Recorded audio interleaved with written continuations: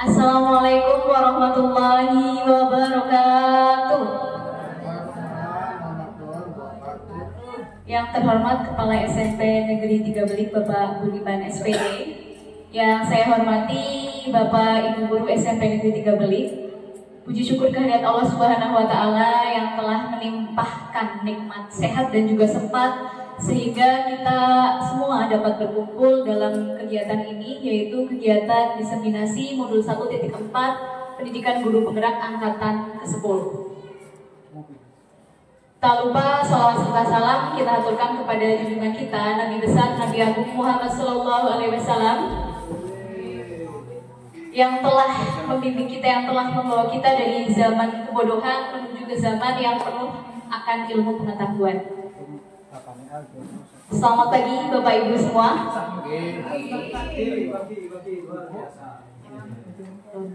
Oke.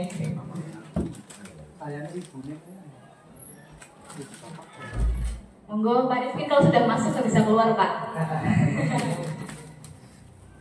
Nyokot Pak. Ya. Senang sekali rasanya hari ini saya dapat bertemu dengan Bapak Ibu semua, dapat melihat senyum-senyumnya yang manis, mungkin seperti Ibu Azza yang sedang menikmati minumannya, atau ada Bu Dita juga di sebelah sana, dan ada Bu Zaitun yang tidak kalah memesona. Dan selain itu saya juga bisa bertemu dengan atau bisa mendengar suara-suara yang merdu banget ya. Misalkan kemarin saya mendengar suaranya Bu Dewi, mendengar suaranya Bu Kiki yang sangat merdu ya. Saya sampai merasa termotivasi untuk belajar nge-MC seperti Bu Dewi dan juga Bu Kiki. Nah, yang mana kehadiran Bapak Ibu semua dalam kesempatan ini memberikan atmosfer semangat buat diri saya sendiri, sehingga rasanya tuh saya tersanjung dengan kehadiran Bapak Ibu semua. Oleh karena itu, saya punya satu hadiah buat Bapak Ibu semua, yaitu sebuah pantun. Nah, nanti minta bantuan ketika saya mengucapkan baris ya Pak ya? Baris yang pertama dan kedua untuk menyautnya dengan apa Bapak Ibu? Mau pakai cakep, uye, atau yuhu? Pilih yang mana Bapak Ibu? Uye, uhuy, oke. Cakep, ada yang cakep, uhuy. Kita sepakati mau cakep atau uhuy Bapak Ibu? Uhuy. Uhuy, oke. Karena cakep mungkin sudah kita punya gitu ya. Sudah cakep gitu. Ya, oke. Ibu Rostina makan es batu. Es batunya diminta Pak Rizky. Ya, terima kasih Bapak Ibu. Semoga kehidupannya senantiasa disirami rezeki.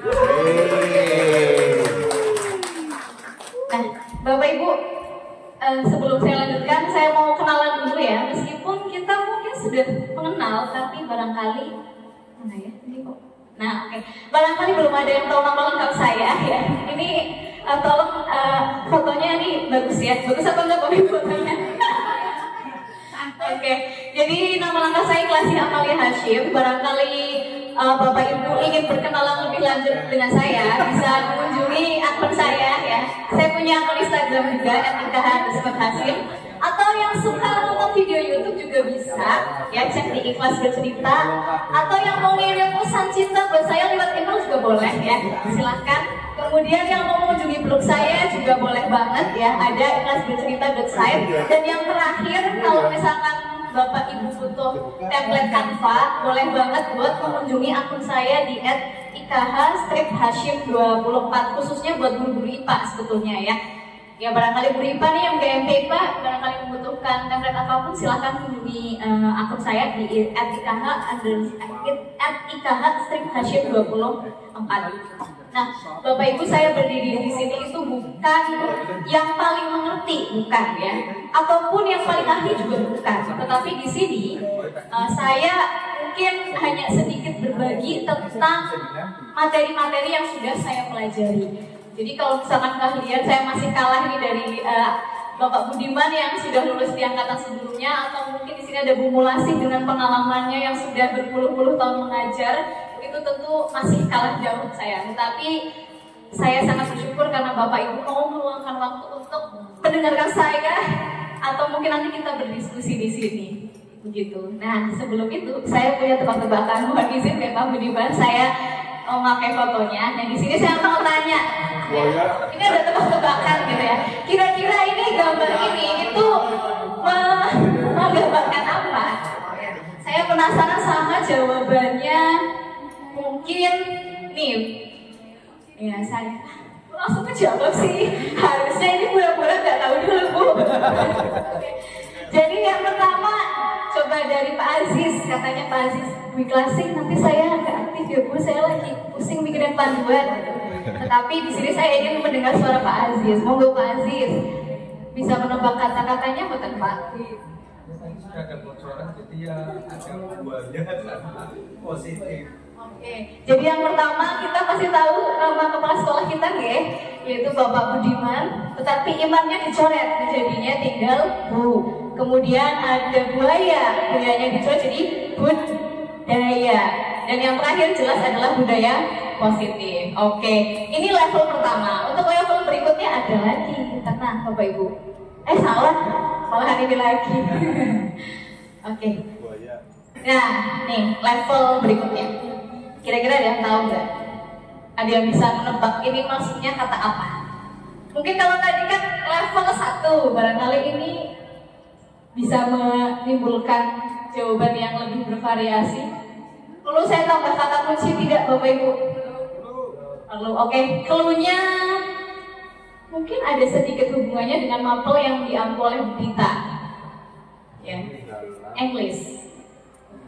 Intrinsik. Masih belum tepat Bu. Masih gini. Ini setelah tadi yasinan, barangkali itu pemikirannya begitu top share ya, silahkan ini ditebak ya. Iya.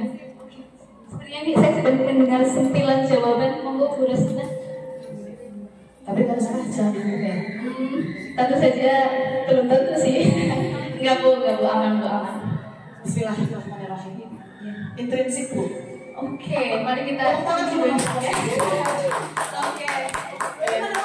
Nanti dulu ya, saya simpan dulu. Oke, menurut Bu Rosina tadi jawabannya adalah intrinsik. Nah, sekarang kalau Pak Afnan gimana ini? Setuju nggak sama jawabannya? Setuju tidak sama jawabannya Ibu Rosina? Sangat setuju sekali karena bahasa Inggris intrinsik. Intrinsik. Oke, ya. Jangan senang dulu ya, karena kunci jawabannya belum saya keluarkan. Bentar Bapak Ibu. Oke, kunci jawabannya adalah kok nggak keluar? Ya betul. Jadi jawabannya adalah intrinsik Bapak Ibu. Nah, tepuk tangan dong buat Bu Rosina yang sudah mengawali dan juga Pak Afnan yang sudah menguatkan. Betul bahwa ini intrinsik, tapi kenapa ya saya kok mengeluarkan tebakan itu bukan tanpa sebab atau pengen lucu-lucuan aja? Tidak ya. Tetapi di sini dari modul 1.4 yang saya pelajari, ketika kita berbicara tentang budaya positif, itu sebetulnya hal yang paling dasar, hal yang paling utama itu adalah bagaimana cara membangun motivasi di dalam diri.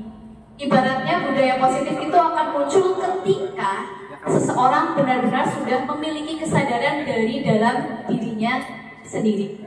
Nah, sebenarnya itu inti besarnya dari pandangan saya. Atau barangkali dari Pak Budiman ada yang mau menambahkan Pak, kalau menurut Pak Budiman budaya positif itu tentang apa Pak? Terima kasih. Tadi yang disampaikan Bu Selasih luar biasa dari depan sampai baru awalnya sudah menarik ibu-ibu itu suatu kebiasaan yang sudah melekat dalam arti misal contoh di sini ada kegiatan budaya yang sudah melekat, apel pagi itu sudah melekat di program SMP 3 Brina. Itulah kebiasaan sudah melekat dan dilakukan dengan kesadaran seperti itu. Terima kasih. Untuk Pak Budiman, ya. Sebetulnya saya sekali minta bantuan sama Pak Budiman ya. Jadi sudah disampaikan oleh beliau bahwa budaya positif itu sesuatu yang melekat sudah jadi kebiasaan dan munculnya itu karena kesadaran dalam diri. Ya, di sini ada pesan juga nih Bapak Ibu ya, barangkali nanti ke depannya kita juga makin semangat untuk membangun kesadaran di dalam diri dalam melakukan kegiatan-kegiatan di sekolah. Nah, sekarang saya akan menyampaikan sedikit sajian menu ya. Kalau yang mungkin tadi di hadapan Bapak Ibu menu sarapan, nah di sini saya akan menyampaikan menu-menu apa yang akan kita diskusikan bersama-sama di kegiatan kali ini.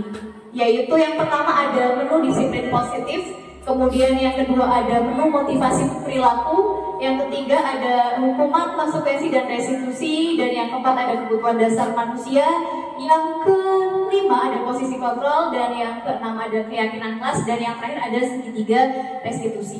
Nah, perlu kita sepakati bersama bahwa nanti di sini bukan saya yang akan banyak berbicara, tetapi harapannya kita dapat berdiskusi tentang pengalaman-pengalaman yang mungkin barangkali saya yakin Bapak Ibu sudah pernah melakukannya di dalam kelas. Gitu. Nah, mari kita sambut menu yang pertama. Nah, menu yang pertama ini akan disajikan bukan hanya oleh saya, tapi mungkin ini oleh Bapak Nurman yang hari ini pakai baju pink ya Pak. Tampak luar biasa dengan baju pink. Kalau Bapak Nurman sendiri bagaimana Bapak menerapkan disiplin kepada murid di kelas atau mungkin di sekolah? Barangkali khususnya di mapel yang diambil oleh Bapak. Ya, terima kasih untuk Bu Ignasi. Ini pendapat saya pribadi ya. Ya, kalau di sekolah sendiri bukannya kita punya tata cara sendiri ketika di rumah ataupun di sekolah. Nah, ini kan sudut pandangnya di sekolah ya. Kalau di sekolah ya dari hal-hal kecil ya, misalnya cara berseragam kita ya, karena anak-anak itu biasanya mencontoh dari bapak ibu gurunya. Itu kalau itu berawal dari diri saya dulu gitu. Makanya nanti ketika itu kan ditiru sama anak-anak. Kalau di kelas sendiri ya itu yang mencerminkan dari kita sendiri dari awal berangkat sampai mau masuk kelas itu juga kalau saya pribadi ya dari saya dulu. Itu oke. Ada tambahan lagi Pak Nurman? Cukup. Oke, terima kasih tepuk tangan untuk Pak atas jawabannya. Saya sepakat dengan jawaban Pak Nurman yang mengatakan bahwa kalau kita ingin memulai sesuatu, yang pertama itu adalah mulai dari diri. Seperti alur merdeka yang mungkin sudah sering Bapak dengar sampai bosan. Pasti awalnya segala sesuatu itu dimulai dari diri sendiri. Ibaratnya bahkan ada yang mengatakan bahwa siswa bagaimana itu juga salah satu cerminan gurunya. Jadi ketika ada siswa melakukan sesuatu, kita jangan buru-buru menjustifikasi atau menghakimi dia kayak gini. Tetapi kita lihat ke dalam diri, kira-kira apa sesuatu yang bisa kita berikan ke mereka agar disiplin tadi berjalan. Nah, setelah dari Pak Nurman, saya mau geser ke yang perempuan. Hari ini saya melihat Bu Nana yang pakai bajunya sama kayak saya. Ya, kita agak couple Bu hari ini. Oke. Kalau Bu Nana sendiri di kelas bagaimana cara menjalankan disiplin yang Ibu harapkan, Ibu lakukan? Ya, terima kasih Ibu Ikhlas. Untuk saya menerapkan disiplin pada murid itu di kelas, yang pertama saya cek dulu anak-anaknya itu suruh berdiri, apakah itu sudah rapi ya. Sebelumnya rapi dulu kedisiplinan, maksudnya artinya kerapian di seragamnya dulu. Habis itu dicek semuanya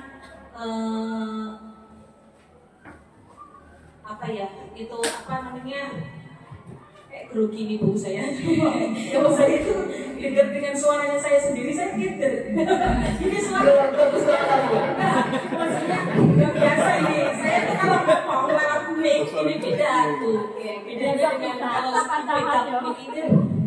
Jadi kita dengan suara saya sendiri. Nah itu untuk menerapkan disiplin ini saya kalau saya ya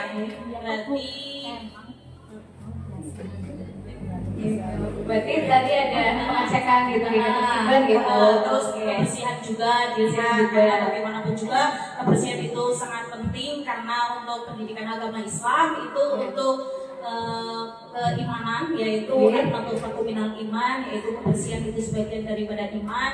Jadi dilihat kebersihan di kelasnya. Jadi kalau saya kotor, misalnya di kelas kotor, saya suruh bersihkan terlebih dahulu daripada saya mengajarnya. Terima kasih Ngapunten. Terima kasih Bu Nana untuk jawabannya. Masih tenang Bu Nana.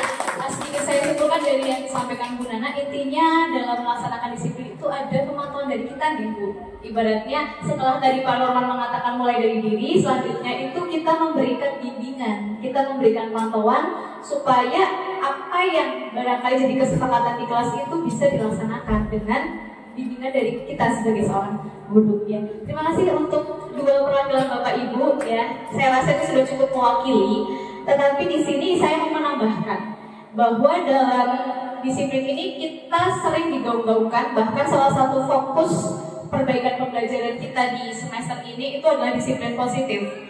Nah, sebenarnya disiplin positif itu apa? Di sini saya tidak mau mengatakan panjang lebar, tetapi bagi saya, dari simpulan tadi, itu ada satu kata kunci dari disiplin positif, yaitu adanya kesadaran, adanya motivasi intrinsik. Ya. Karena berdasarkan pengalaman, barangkali Bapak Ibu juga sering merasakannya, ketika kita memaksa, itu yang ada bukannya siswa disiplin, justru kitanya yang capek. Aduh, kemarin kan saya sudah bilang kayak gini, kenapa kok kalian kayak gini lagi? Itu yang sering saya alami. Apakah ada yang mengalami hal sama seperti saya? Ya. Sering ya. Ini kalau ini kayaknya ya curhat ya. Oke, jadi intinya itu adalah satu, motivasi intrinsik. Nah, dalam proses ini yang mencoba kita bangun itu sebetulnya membangun motivasi di dalam diri, dan itu tidak mudah. Karena jangankan membangkitkan motivasi intrinsik orang lain, kadang kita saja juga mengalami kesulitan. Apalagi dalam melakukan sebuah kegiatan, sebuah perilaku itu setiap orang punya motivasi yang berbeda-beda.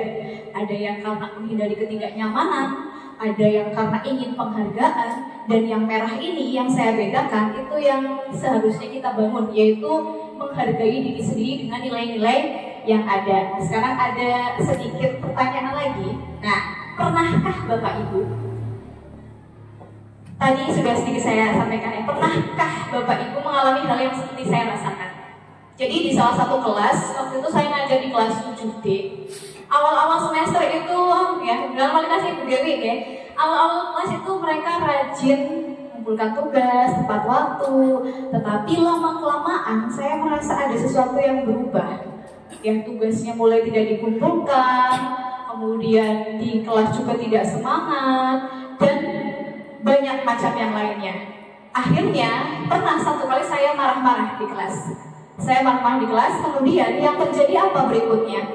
Besoknya mereka ngumpulin tugas. Tapi apakah selanjutnya masih berhasil? Tidak.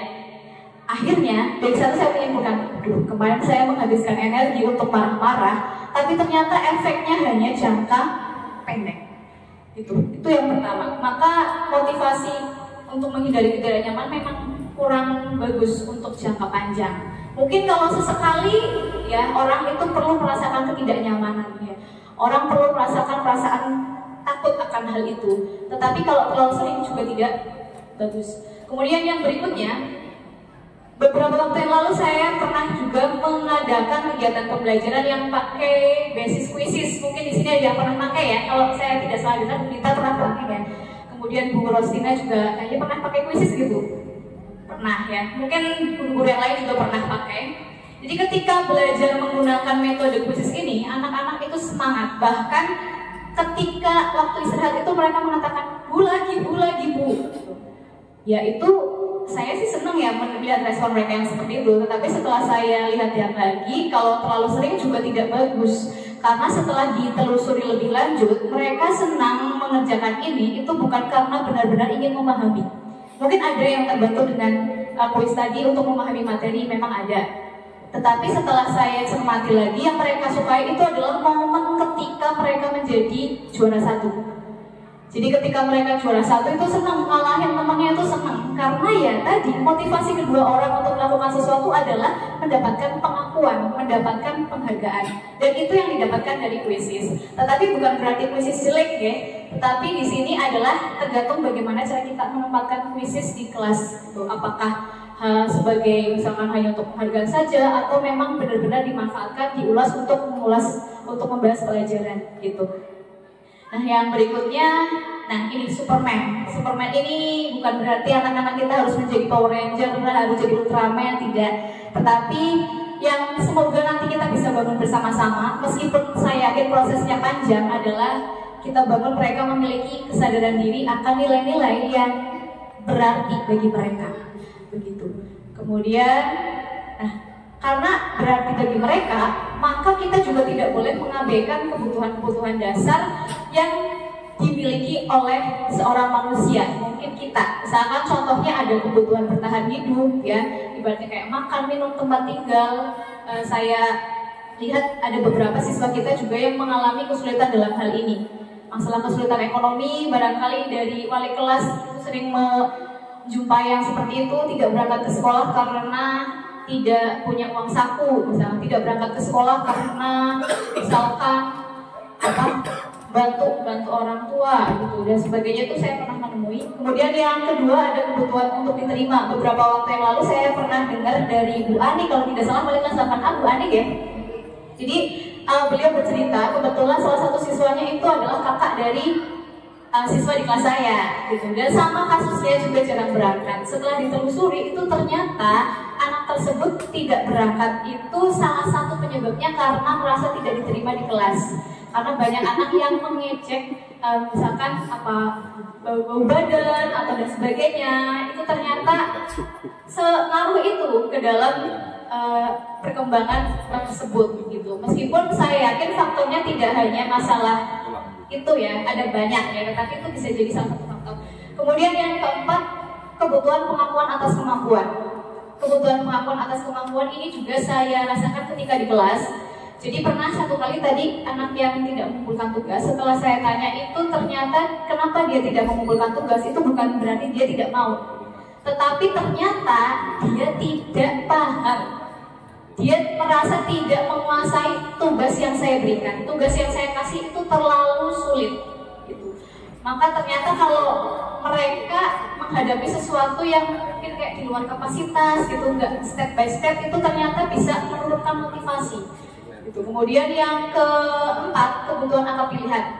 Ini juga pernah saya hadapi juga. Jadi ada pernah satu anak yang nyeletuk, "Bu, kenapa kelompokan terus sih?" Gitu. Karena memang mayoritas kegiatan saya di kelas itu adalah kelompokan, diskusi, itu salah satunya. Ternyata ada anak yang bosan sama pilihan ini. Oleh karena itu mereka butuh pilihan lain supaya kebutuhannya ini terpenuhi. Dan yang terakhir adalah kebutuhan rasa senang. Saya yakin ini sering banget dihadapi oleh kita. Gitu, banyak anak yang kelihatannya ngantuk, malas berangkat ke sekolah dan sebagainya, atau mungkin milih main game dibandingkan mengerjakan P5 misalnya. Itu karena ternyata ya mereka butuh buat senang-senang, butuh buat main-main.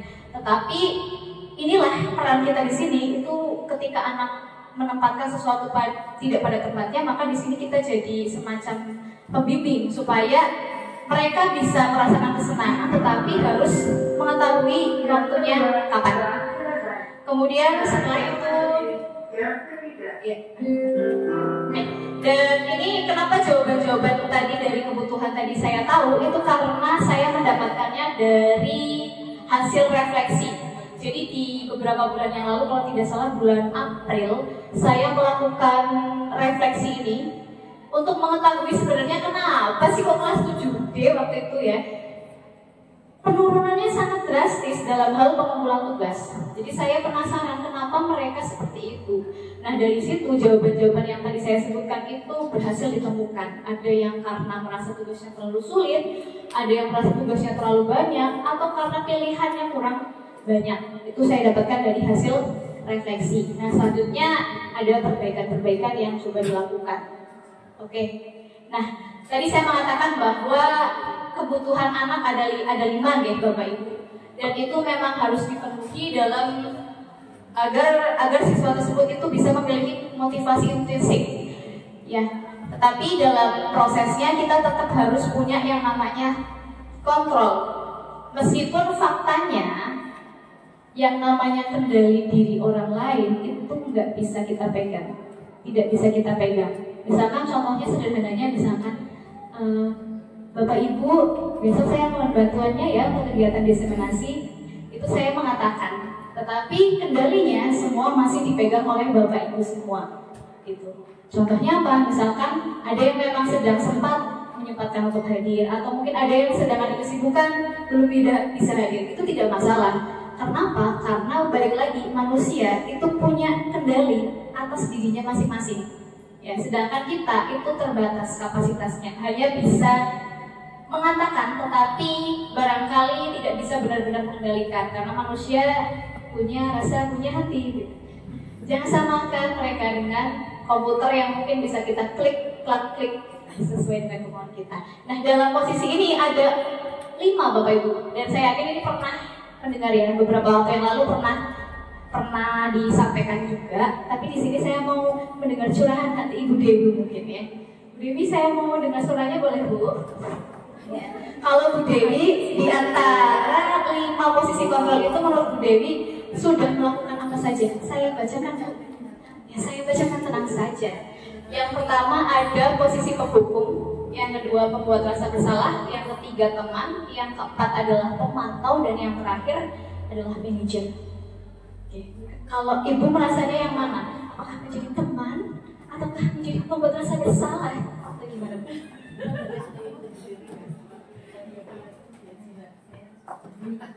Ya Bu, siap Bu. Saya tunggu. Saya siap menunggu kok Bu sampai Bu Dewi selesai. Harus pakai Bu. Soalnya biar suaranya itu bisa didengar sampai Bu Kiki dengar mungkin ya. Biar yang lagi lemes itu bisa semangat lagi. Oke. Ya, kalau saya memilih ada 2. Ya. Yang pertama sebagai teman, kemudian pemantau juga, karena di sini kita juga ada tanggung jawab memantau anak-anak. Kemudian tidak selamanya anak itu selalu suka ketika diperlakukan. Kadang ada yang tidak suka diperlakukan dengan tegas ya. Jadi ada saatnya kita memperlakukan mereka itu sebagai teman, seperti itu. Oke, terima kasih untuk jawabannya yang luar biasa. Jadi kalau dari Ibu Dewi itu sebagai teman dan juga sebagai pemantau ya, bukan itu Ibu Dewi masih tahu. Oke, untuk yang berikutnya setelah ada Ibu Dewi, maka saya ingin mendengar suaranya Pak Rizky. Pak Rizky dari kemarin itu mainnya gitar, tapi saya belum dengar suaranya, jadi hari ini saya mau dengar suaranya. Oke, kalau Pak Rizky sendiri di kelas sudah memposisikan diri sebagai apa Pak? Kalau saya cenderung teman, karena saya pengalaman ini kan kadang ada ya beberapa itu murid itu kan terlambat masuk. Terus apa? Terlambat masuk dengan buku berkeringat karena bisa apa itu main bola mungkin di bawah lapangan. Saya mikirnya oh ya udah nggak apa-apa karena saya nggak mau hukum mereka karena mereka masih semangat masuk kelas itu sambil lari gitu. Saya mengapresiasi itu. Sekaligus saya melihat oh yang lain juga ada beberapa yang kelas nggak masuk. Tapi ini walaupun terlambat tapi apa ya masih ada semangat sampai keringetan itu lari-lari mungkin dari lapangan ke kelas itu sambil minta maaf. Jadi ya saya nggak apa-apa itu masuk aja nggak apa-apa karena saya menilai oh mereka masih semangat untuk belajar. Itu pengalaman saya. Oke, terima kasih atas curahan hatinya Pak Rizky. Jadi kalau Pak Rizky tadi menyampaikan sebagai teman, oke. Kalau idealnya Bapak Ibu ya, secara yang saya belajar itu idealnya kita memang memposisikan diri sebagai manajer. Manajer ini tuh kita harus tahu kapan mengondisikan yang tepat. Kita harus bisa mengelola mereka, membimbing mereka dengan tepat itu kalau manajer gitu. Tetapi kalau misalkan yang kayak penghukum itu kan yang kayak kamu salah itu penghukum. Kalau misalkan yang pembuat rasa bersalah itu misalkan kamu ya, ibu tuh capek tahu. Ngajar kamu, belum makan lagi. Pembuat rasa bersalah akhirnya. Terus ada yang teman ini juga sering saya terapkan karena tadi seperti kata Bu Dewi sama Pak Rizky. Meskipun ya secara teori kadang itu ya idealnya tuh ya yang gimana gitu ya, yang kayak perfect gitu. Tetapi kita harus memandang kondisi juga bahwa tidak semua anak itu cocok dengan seperti itu. Ada yang lebih cocok untuk di posisi teman gitu. Ayolah berangkat, itu Ibu Dewi kangen loh sama kamu loh. Itu biasanya lebih mengena ke hati. Nah masalah nanti kita menempatkan posisi sebagai manajer itu urusan belakangan.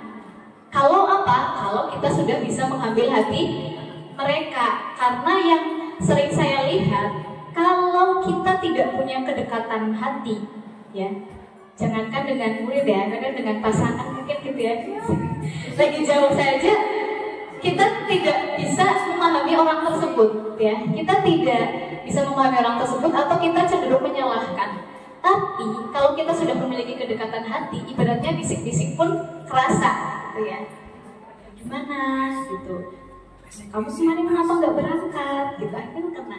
Kalau itu bisik-bisik. Tapi kalau misalkan hati kita nggak dekat sama siswa, siswa itu jauh dari kita, maka mau kita seteriak apapun, mau pakai mikrofon toanya 10, nggak akan nyampe.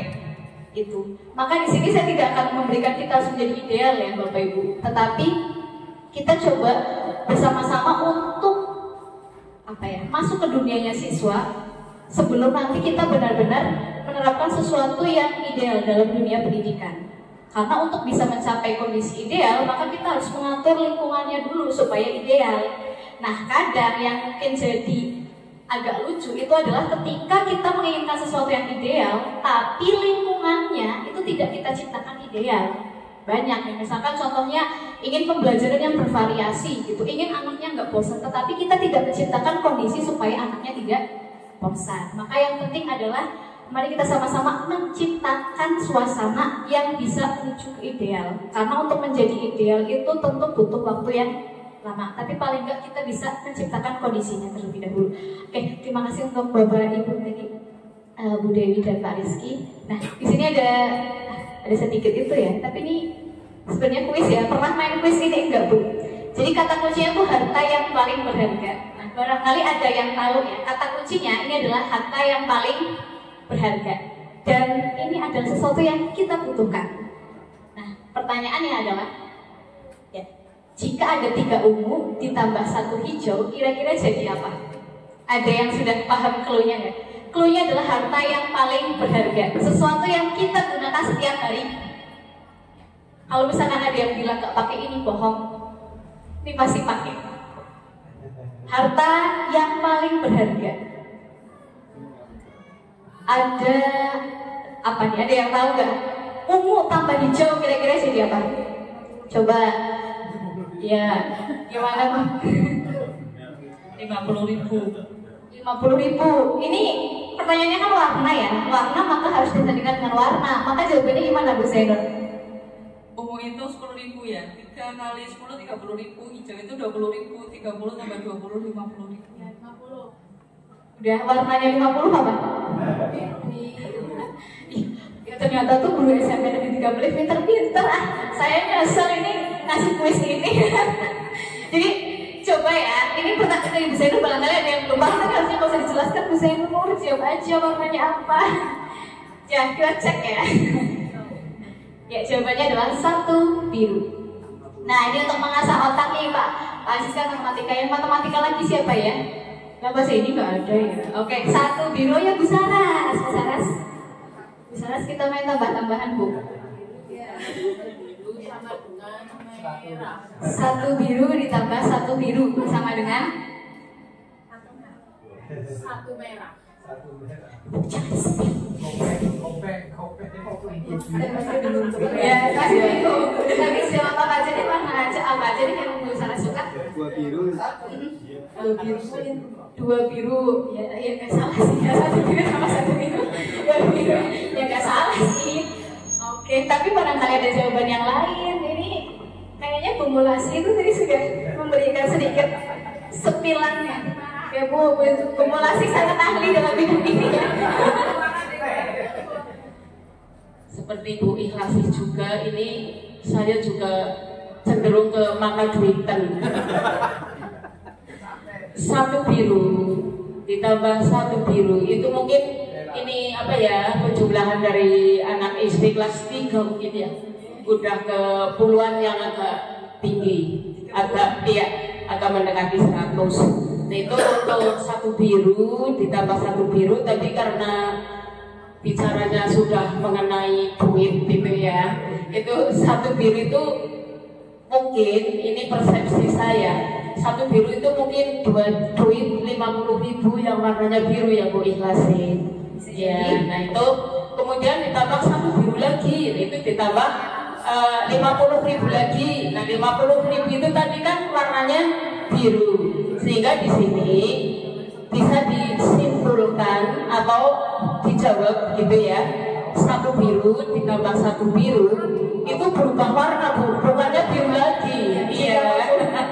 Itu menjadi satu lembar warna merah gitu. Terima kasih teman buat simulasi dan juga Bu Sarah. Bu Sarah sudah tahu kata kunci ya Bu tadi? Ya, betul yang dikatakan kumulasi. Saya yakin kumulasi itu paham banget ya Bu. Saya cita-citanya juga pengen punya rekening setelah kumulasi. Jadi satu biru tambah satu biru kalau kita tukarkan tuh jadi satu lembar warna merah. Apakah benar warna merah? Coba ya, saya cek dulu nih kunci jawabannya. Iya, satu merah. Oke. Nah ini agak beda nih. Ini kelas pelajar. Ada yang tahu berapa ini? 2 kuning, 1 ungu. Jadinya berapa? Apa? Iya betul. Jadinya adalah warna hijau. Oke teman-teman, buat kita semua. Pokoknya urusan duit itu ya, saya juga suka sih ya buat menambah rekening nabung haji misalkan ya. Biar bisa mengikuti jejak kumulasi. Oke, jadi satu hijau. Nah ini untuk kita message saja Bapak Ibu. Jadi ya ini benar ya tadi kata kuncinya. Barangkali ada yang nggak tahu warnanya. Ini warna-warna duit ya, benar sekali ya Bu Saras. Ini kata kuncinya Bu ya, warna-warna uang ya, harta yang paling berharga ya. Ya mungkin bukan paling ya, tapi kita butuh sih. Oke, nah yang penting kita butuh dan kita yakin bahwa ya kita akan punya rekening yang tebal juga ya. Nah, yang penting yakin. Tapi di sini saya nggak mau ngobrolin yakin tentang rezeki ya, tetapi kita mau ngobrolin yakin tentang keyakinan kelas. Keyakinan kelas ini tidak akan saya jabarkan panjang lebar karena saya percaya Bapak Ibu pasti pernah melakukan ini di kelas. Ya, apa biasanya sering kita lakukan tuh kesepakatan kelas. Di sini keyakinan itu pada intinya saya ambilkan poin-poin kuncinya saja. Itu adalah sesuatu yang bersifat kebajikan, universal, positif, mudah diingat dan diterapkan, dan dibuat bersama dan bisa ditinjau kembali. Jadi intinya adalah universal, mudah dibuat dan dilakukan, bisa ditinjau kembali dan dibuat bersama. Itu intinya. Entah Bapak Ibu nanti akan menjabarkannya seperti apa, tetapi inti dari keyakinan kelas adalah itu. Mudah dibuat dan dilakukan, kemudian dibuatnya bareng-bareng, sifatnya positif dan bisa kita tinjau kembali, tidak saklek. Nah contohnya itu ada di samping ya, keyakinan kelas Jumat.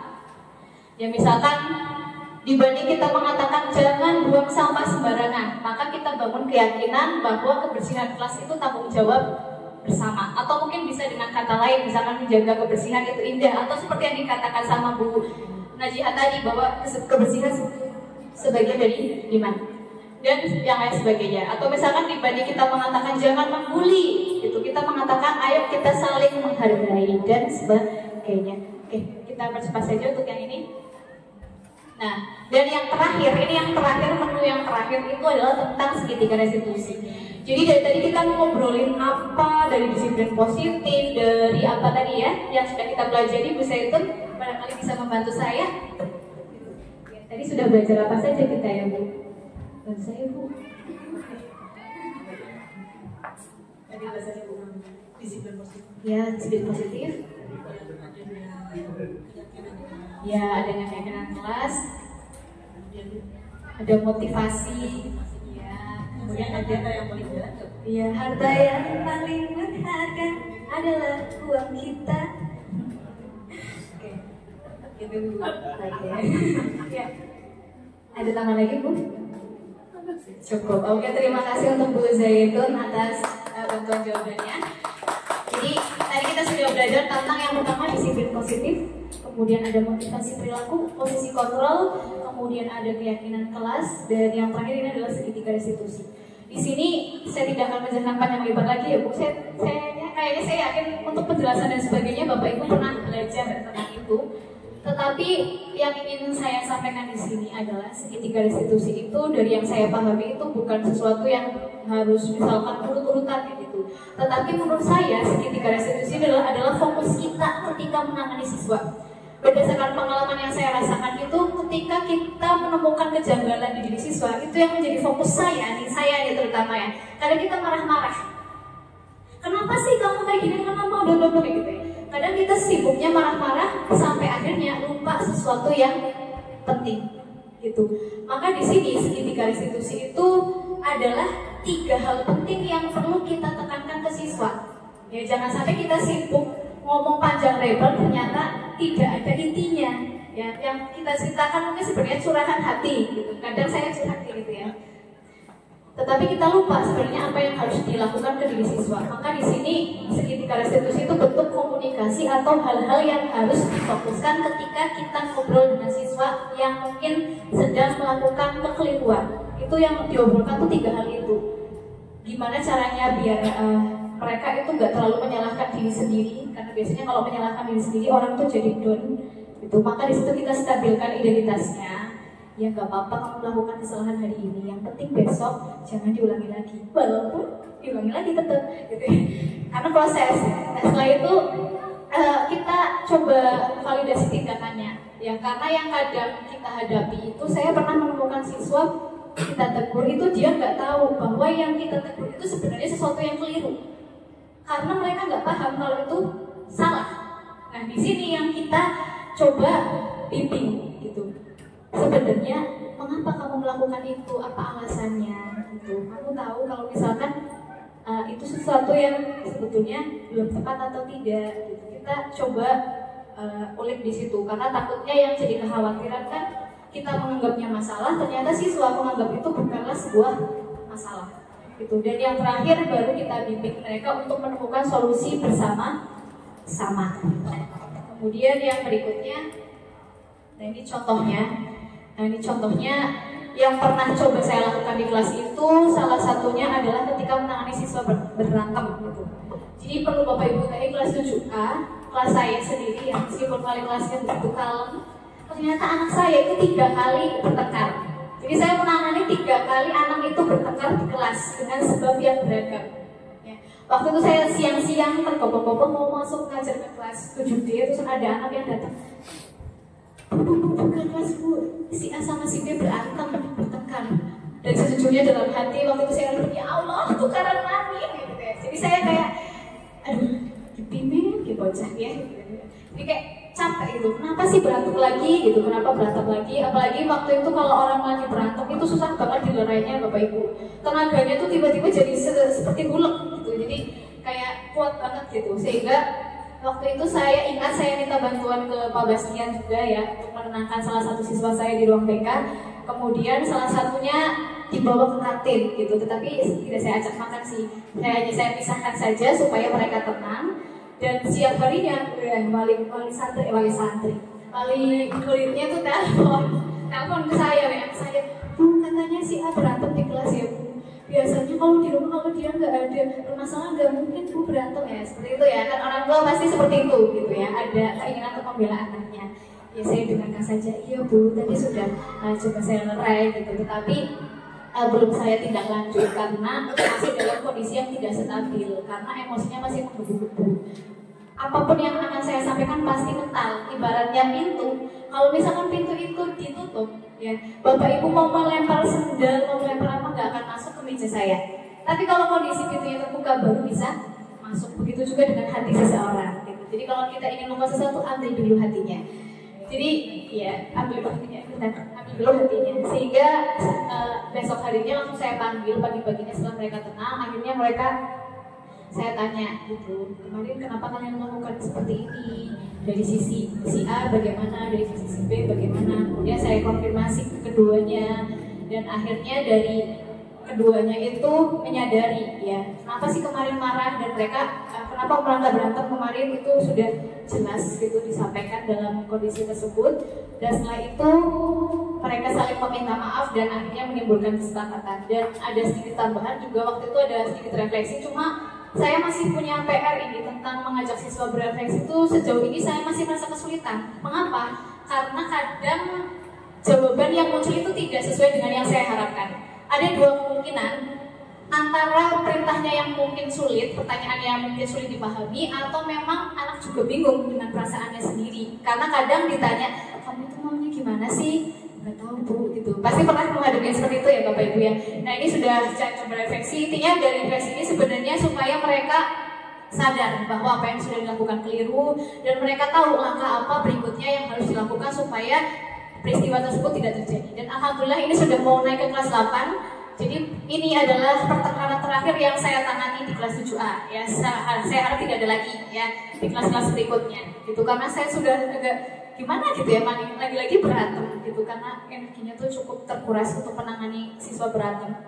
Karena nggak cuma satu, kalau berantem kan pasti 2 orang minimal gitu, jarang berantem sendirian gitu ya. Kecuali mungkin kita ya berantem dengan pikiran gitu. Nah, itu saja dari saya. Barangkali Bapak Ibu ada yang mau ditanyakan? Ada pertanyaan mungkin? Oke. Itu ngantuk atau apa ya, Pak? Oh, ya, yang pertama tentang tadi yang keyakinan kelas. Ya. Itu kan kalau menurut saya kalimatnya itu perlu dicerna lagi sama anak-anak. Kalau menurut saya maksudnya enggak. Kalau anak-anak kan misal menghargai apa gimana kan gitu maksudnya. Apa enggak dibuat bahasanya langsung yang apa? Iya, spesifik. Soalnya anak-anak apalagi usia itu kan menghargai yang gimana kayak gitu. Oke, ya.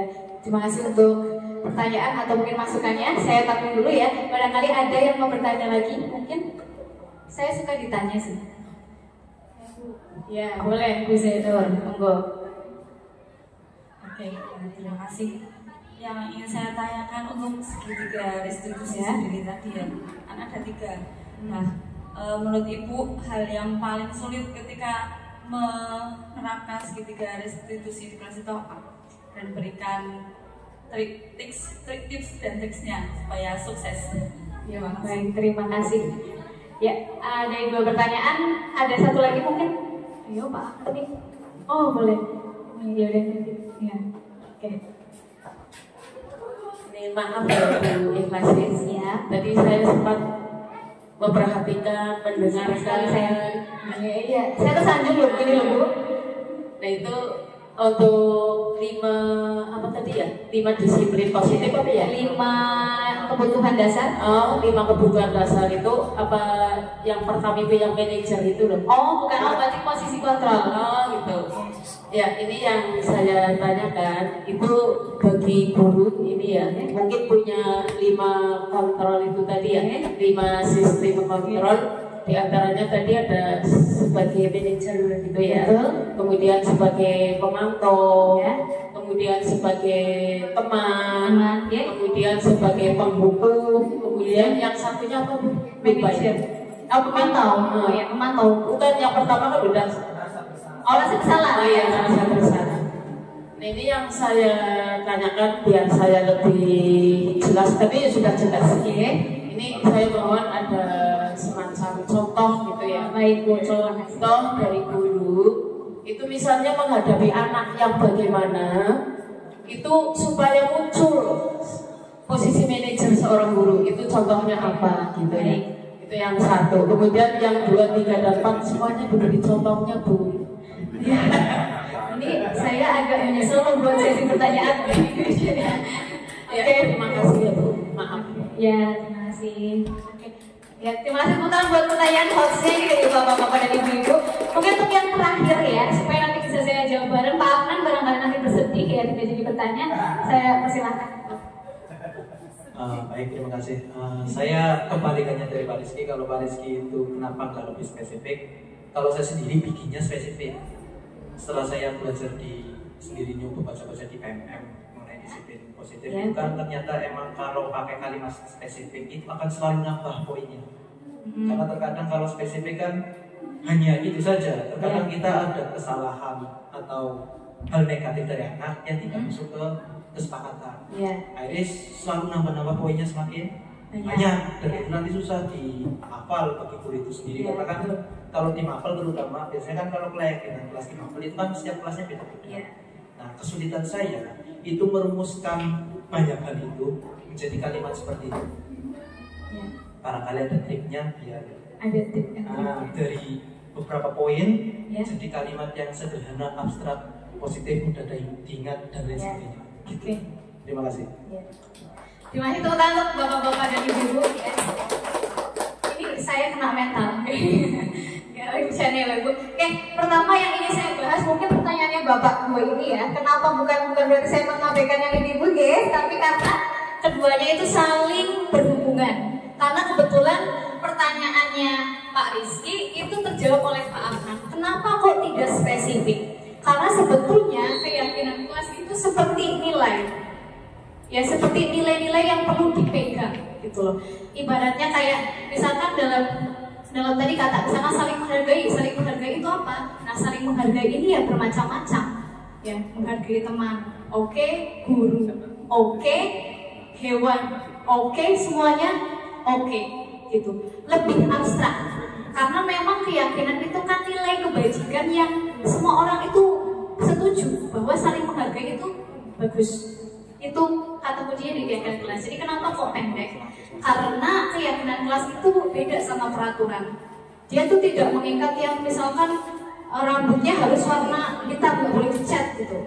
Nah itu kan mengikat banget ya. Itu spesifik tapi mengikat gitu. Tapi kalau keyakinan kelas itu sebetulnya adalah nilai yang ingin dipegang bersama gitu. Kayak misalkan kita punya keluarga kan pasti tiap keluarga punya nilai-nilai yang berbeda gitu. Misalkan di keluarga misalkan di keluarga saya misalkan ada kebersamaan gitu, maka ketika ada acara apapun itu sering bareng gitu. Misalkan itu nilai kebersamaan yang kami pegang. Mungkin lain lagi dengan misalkan di Unana mungkin ya ada nilai keagamaan di sana. Misalkan ada poin bahwa belajar agama itu menyenangkan, maka di keluarganya Unana mungkin ada alokasi khusus untuk melaksanakan alokasi tadi nilai yang dipegang oleh keluarga tersebut. Sama halnya dengan kelas. Di kelas saya misalkan apa sih yang harus dipegang? Misalkan saling menghargai tadi. Nah, kalau tadi ada anak yang berantem, itu gimana? Oh, berarti ada keyakinan kelas yang dilanggar, yaitu apa? Saling menghargai. Nah, saling menghargai inilah yang nanti menjadi penuntun untuk membawa mereka kembali ke keyakinan itu. Nah, kemarin kan kita sudah ngobrol kalau di kelas itu kita harus bagaimana? Ya. Saling menghargai Bu, gitu. Nah saling menghargai itu sudah mencakup banyak hal, gitu itu sebenarnya. Dan tadi ditambah kasih juga oleh Pak Anam bahwa kalau misalkan terlalu spesifik itu malah nanti akan tambah banyak, akhirnya sulit dihafal. Padahal salah satu kata kuncinya dari keyakinan kelas adalah mudah diingat dan mudah diterapkan. Begitu, Pak Rizky apakah menjawab? Atau masih belum puas? Kalau masih belum puas nanti kita diskusikan lagi di belakang. Iya. Di belakang. Atau ada yang ditanyakan lagi? Nanti aja, oke. Nanti soalnya kalau misalkan saya teruskan kita bisa diskusi sampai ke portal goib. Jadi kayaknya saya cukupkan ya Pak Rizky. Udah tertawa nih mau pergi kemana Pak? Oh ya ada. Oh, trik merumuskan ya. Kalau trik merumuskan yang saya lakukan saja ya Pak ya. Jadi yang berdasarkan yang saya lakukan ketika di awal kelas itu, dan betul keyakinan kelasnya masih tertempel di kelas itu, alhamdulillah masih utuh di awal. Saya itu senang banget. Salah satu prestasi kelas saya itu adalah tempelannya utuh. Nah itu saya sudah bangga meskipun pelaksanaannya masih perlu bimbingan, tapi tempelannya utuh itu saya sudah bangga karena banyak juga yang tempelannya udah hilang. Ya, jadi saya sudah bangga dengan mereka yang tempelannya masih ada. Nah, ketika saya merumuskan itu, langkah pertamanya saya yakin Pak Fran sudah tahu juga bahwa kita minta dari mereka tanyakan pendapat itu. Nah, setelah itu dikumpulkan Pak, dari mereka itu yang satu nilai. Gitu. Masalah melatihnya gimana? Menurut saya ini adalah apa ya? Masalah tentang proses sih Pak. Proses ibaratnya kita ketika pertama mungkin akan kesulitan untuk mengelompokkan mana sih yang bisa kita jadikan satu rumpun, itu memang kesulitan. Saya mengalami hal itu juga. Tetapi setelah lama-lama akhirnya kita bisa merumuskan sendiri. Misalkan di situ ada kata-kata saya tidak suka kelas yang kotor. Gitu. Saya nggak suka ada anak yang tidak mengerjakan piket. Saya tidak suka misalkan kelasnya banyak sampahnya dan sebagainya. Meskipun kata-katanya berbeda, tapi itu kan satu kesatuan, yaitu tentang apa? Menjaga kebersihan. Atau contoh yang lain lagi adalah, Bu saya nggak suka kalau kelasnya berisik. Bu saya nggak suka kalau ada yang nge-game gitu misalkan. Bu saya nggak suka kalau ada yang bully. Nah, itu juga meskipun kata-katanya kelihatannya berbeda, tapi sebenarnya satu rumpun. Yaitu apa? Kalau misalkan siswa sudah bisa saling menghargai, maka kejadian-kejadian tadi itu insya Allah tidak akan terjadi. Tidak ada yang akan membuli, tidak ada akan yang berisik sendiri, dan tidak akan ada yang apa tadi saya katakan ya? Dia tidak akan ada yang berantem kayak tadi. Contohnya seperti itu. Apakah menjawab Pak Afnan? Ini saya seperti mendapatkan koreksian nilai dari guru saya. Gimana Pak? Apakah menjawab atau mungkin masih perlu pencerahan lagi? Lebih ke? Oh, tata bahasa. Oke, nanti kita bisa diskusi lagi. Ya, kebetulan kan MDMPI itu kan banyak ya. Jadi kita bisa diskusi. Guru bahasa kita juga banyak. Bahkan ini ada newcomer ya, pendatang baru, juga guru bahasa Indonesia ya. Mari kita manfaatkan. Ya. Kita manfaatkan. Berarti nanti bisa masalah kepekaan sih menurut saya Pak. Bagaimanapun yang namanya pengalaman dan proses itu pengaruhnya besar. Gitu. Kita tidak mungkin langsung jadi sempurna dalam sekali coba. Gitu. Maka saya tidak punya tips and trick, tapi itu yang biasa saya lakukan seperti itu. Kemudian untuk yang pertanyaan berikutnya untuk kumulasi saya jadikan penutup ya Pak, karena ini sangat hot gitu. Sampai saya juga mau jawabnya gimana. Oke. Untuk yang pertanyaan berikutnya dari ibu saya Bu, tentang segitiga restitusi dan tips and triknya ya Bu. Benar nggak? Benar ya? Oke, bentar saya geser dulu slide-nya ke segitiga restitusi. Oke. Jadi di segitiga restitusi itu ada 3 komponen yang menurut kita harus difokuskan. Kalau misalkan tips and triknya itu apa? Adalah menurut saya tidak lain dan tidak bukan adalah ketenangan. Saya tidak akan mengatakan teori yang muluk-muluk bahwa kita harus mengatakan ini Bapak Ibu. Tidak. Semua itu tidak akan bisa terlaksana kalau kita tidak tenang. Maka tips and trick yang paling utama adalah ketika kita mendengarkan masalah itu jangan temui siswa dalam keadaan yang marah, dalam keadaan yang bergejolak, ya boro-boro ngomong halus, apalagi segitiga restitusi. Ingat aja mungkin enggak itu kalau kita dalam kondisi marah. Dan saya juga sering mengalami itu ya, misalnya 2 anak berat, emosi dulu gitu ya. Tapi setelah ketemu keesokan harinya dalam kondisi lebih tenang, saya bisa menanyakan itu, 3 hal itu sama siswa saya. Catatannya dalam kondisi tenang, dan baik siswanya maupun gurunya. Karena ketika kita kondisinya marah, ketika kita kondisinya lagi dalam gak stabil, itu biasanya pikiran kita tidak jernih. Itu makanya kan kita tidak boleh mengambil keputusan saat marah gitu. Saat marah ataupun saat yang terlalu senang gitu ya, karena kadang itu akan menimbulkan penyesalan. Maka tips dari saya cuma 1 ya Bu, saya nggak bisa ngasih banyak-banyak, tetapi tarik nafas dulu dalam-dalam, baru temui mereka. Yang kalau misalkan seandainya hari itu memang kita dalam kondisi yang belum siap, menurut saya mending jangan dilakukan. Karena jatuhnya itu saya pernah marah-marahin siswa dan akhirnya saya nyesel. Karena apa? Karena ketika saya menemui mereka dalam kondisi marah-marah, itu saya mengucapkan kata-kata yang setelah saya pikir, kenapa saya katakan kata-kata kayak gitu ya? Akhirnya tuh kayak malu sendiri dan ya tapi ya manusia gitu, saya malu sendiri. Dan solusinya saya bilang ke siswa, saya minta maaf gitu. Sebagai guru kan kita juga harus bisa berani mengakui kesalahan ya. Oke. Kemudian untuk yang bisa itu apakah menjawab? Iya, terima kasih Bu. Mari kita tenangkan ya Bu ya. Yang terakhir dari Bu Mulasik yang dengan pertanyaan coachnya tadi, contoh dari posisi kotor ya Bu ya. Mana saya salah? Ini ada yang paling benar. Oke. Yang pertama posisi pemukul dulu nih. Ini tampaknya masih sering terjadi di sekolah kita. Bahkan mungkin kita melakukan. Contohnya kemarin saya baru melakukan sebenarnya. Pada hari Jumat kemarin, beberapa Jumat Selasa kemarin, itu ada beberapa siswa yang dikumpulkan di lapangan karena mereka tidak masuk ketika gelar karya, ya. Tetapi Tetapi di situ juga ada itu sih. Waktu itu ya memang seperti penghukum, tetapi waktu itu juga tidak yang langsung ngejudge. Jadi kita coba tanya anak-anak. Kalau yang lebih penghukum itu kita nggak mau tahu alasannya mereka apa. Ya misalkan, kenapa kamu terlambat? Kamu kan sudah tahu terlambat itu adalah peraturan sekolah. Saya nggak mau tahu. Pokoknya kamu mau gimana pun gitu ya. Intinya kalau penghukum itu kita tidak menerima alasan apapun. Itu penghukum. Kemudian yang kedua, membuat rasa bersalah. Itu adalah suatu kondisi di mana kita mengucapkan kata-kata yang membuat mereka tuh merasa gak enak. Contohnya misalkan ini saya ambil dari kasus saya sendiri ya, bukan contoh ya. Misalkan yang saya balik kelas 7A, misalkan itu hari itu tuh gak manut gitu ya. Kalian gak kasihan sama saya?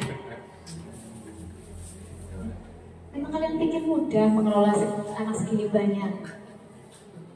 Saya sudah berangkat pagi-pagi ke sini, saya sudah nggak sarapan. Kok kalian masih nggak manut sih sama saya? Kalian nggak kasihan sama saya? Itu contohnya, gitu. Jadi intinya akhirnya kan yang mendengarkan jadi pikir aku salah, itu. Ya. Jadi efeknya itu anak merasa bersalah dan takut sama kita. Takutnya tuh takut yang nggak enjoy gitu loh. Karena segan, tapi karena takut membuat kita terluka. Kemudian yang teman ini saya sering melihat prakteknya di sekolah kita banyak ya. Misalkan ada bapak ibu yang misalkan Bu Dewi tadi ya contohnya ya Bu, ini gimana gitu, ayolah berangkat gitu ya kan saya kan dengan sama kamu, ayolah berangkat gitu. Itu kayak semacam kayak teman kayak merayu kayak ke teman gitu loh Bu, yang biasanya kita lakukan ke teman gitu. Cuma ini juga efeknya nggak bagus Bu. Kalau terlalu sering nanti anak akhirnya menyepelekan dan santai kita. Contohnya yang sering saya lihat ya, misalkan kita terbiasa ngomong bahasa Jawa ngokok sama mereka dan mereka membalas dengan hal yang sama ke kita pakai bahasa ngokok, maka saya lihat berikutnya mereka tidak ragu untuk memakai bahasa Jawa ngokok ke kita. Itu contohnya.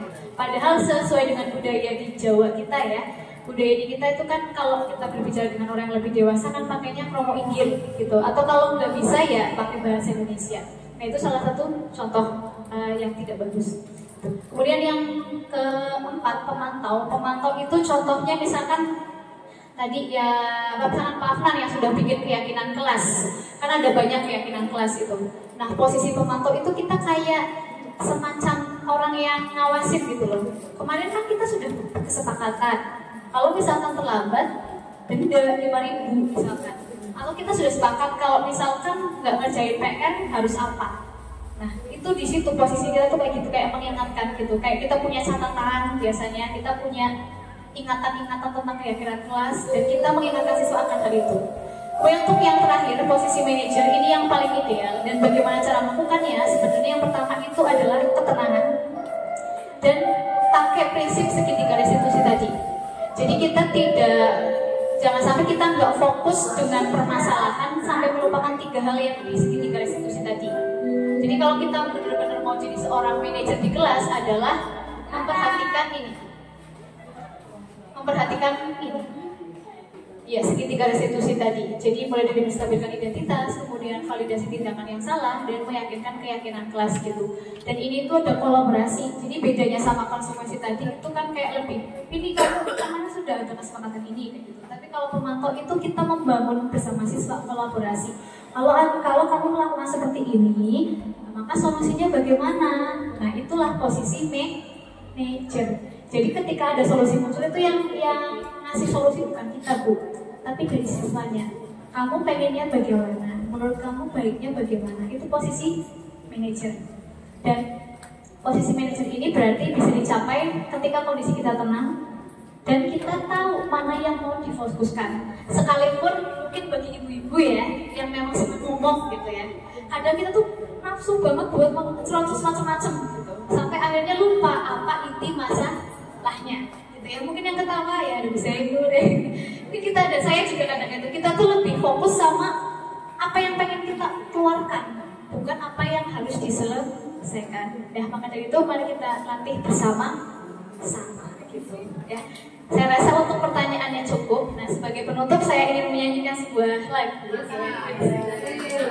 Karena tadi ada sedikit harta yang paling berharga, maka saya ingin menyampaikan sedikit bait dari lagunya BCL ya, Keluarga Cemara. Gimana ya liriknya ya? Ya, tapi bukan bagian itu Bu, bagian rapnya. Ini. Harta yang paling berharga adalah siswa kita. Senyuman yang paling membara adalah dari siswa kita. Semangat selalu guru, semangat selalu guru. Mentari hari ini bersinar terang. Selalu kuat guru, tetap semangat guru. Telah menjadi sosok yang kuat bagi siswa kita semua. Saya kasih Amalia. Sekian, wassalamualaikum warahmatullahi wabarakatuh. Terima kasih Bapak Ibu.